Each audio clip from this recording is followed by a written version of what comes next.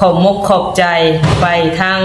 เอื้อยเนาะใจดีเพิ่นก็บอกออกสื่อเสียงเรียงมามเนาะทางเอื้อยเพิ่นก็ซอยเข้ามาเนาะก็เป็นน้ำมกน้ำใจเพิ่นเนาะเงินคำกำแก้วกับทางสนวนค่ะไล่หักขี่เรียบร้อยแล้วเนาะทางเอื้อยเพิ่นโอนเงินมาให้ทางสนวนเนาะเป็นเงินกับจำนวนอยู่ 18,000 บาทเนาะแต่ว่าเพิ่นหักค่าธรรมเนียมแล้ว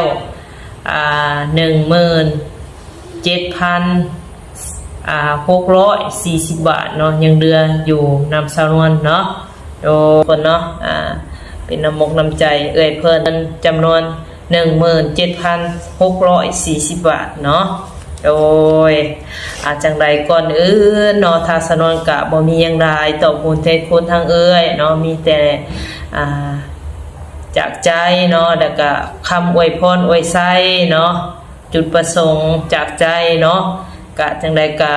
อวยพรอวยไส้ให้ทางเอ่ยอยู่ดีมีแฮงเด้อเนาะความเจ็บอย่าให้ได้ความไข้ขยาให้มีขอให้มีแต่สุขภาพร่างกายแข็งแรงเนาะหายพยาธิโรคา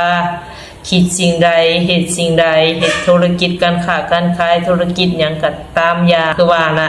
ก็ขอให้เอื้อยราบรื่นเจริญไปเมื่อหน้าเด้อเนาะอายุมั่นคนยืนเป็นลมโพลมไส้ให้ลูกให้หลานเพิ่งพาอาศัยตลอดไปเด้อเด้อเนาะเอื้อยมาให้น้องสำไร